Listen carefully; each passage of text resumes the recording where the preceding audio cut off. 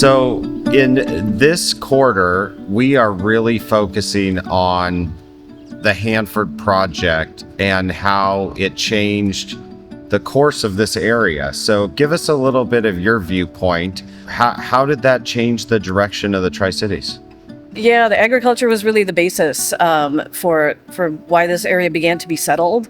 And by the early 1940s, it was the town of Hanford, the town of White Bluffs, a little tiny town called Richland as well, that were on their way to becoming an agricultural center. When everything there came to a halt in 1943, when the U.S. Army Corps of Engineers identified the town site of Hanford as an ideal place for the Manhattan Project. Since Cold War ended and cleanup started, that opened up the opportunity to preserve many of those lands, turn them into wildlife refuge, as well as just an area that's protected for all people to enjoy.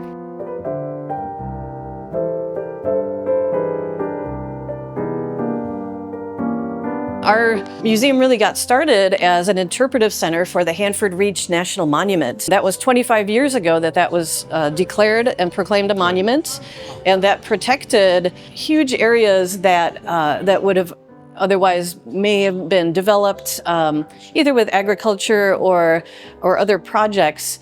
This exhibit here really focuses on the life throughout the seasons.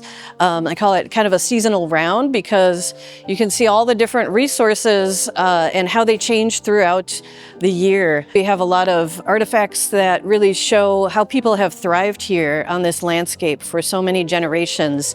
This area really gets started with Lewis and Clark pictured over there, followed by the settlers. Riverboats and steamboats started coming up the river. It really allowed for more settlers to come through. All of that, changed quite a bit when this site was identified as the ideal spot for the top secret project, the Manhattan Project. The settlers were given notice, sometimes just a few weeks, that they had to vacate their lands. They were given some compensation, but had to completely start over somewhere else.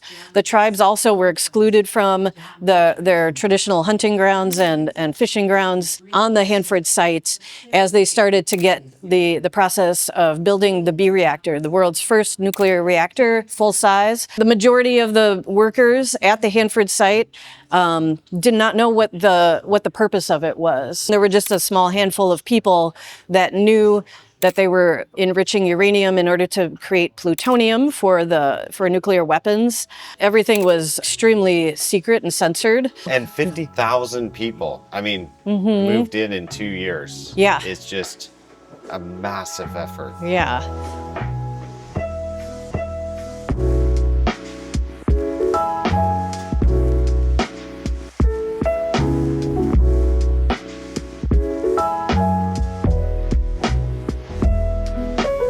So when you walk into this gallery, the first view you get here is of the event that really compelled the United States to take a stand and join in World War II, and that is the bombing of Pearl Harbor. And on the wall outside of this gallery see an excerpt from a letter that Albert Einstein sent to President Roosevelt to warn him of the possibility of our enemies developing very powerful weapons. A copy of that letter is on a typewriter here in the gallery, so you can see exactly what he said in that letter.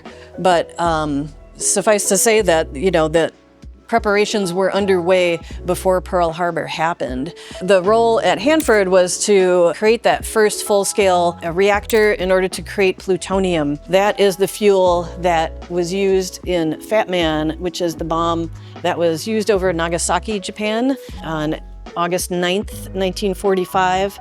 This is a full-scale image that shows the size of it. Not too much bigger than a person. And that red area in the center was the amount of plutonium that was used at the core. 18 months it happened, and until it was producing plutonium.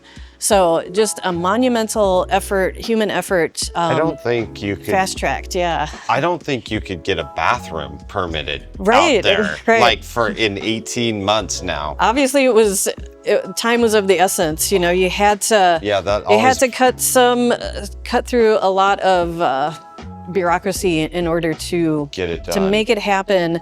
We knew that Germany was also working on the same project at the same time, and that is why, you know, secrecy was such a big deal.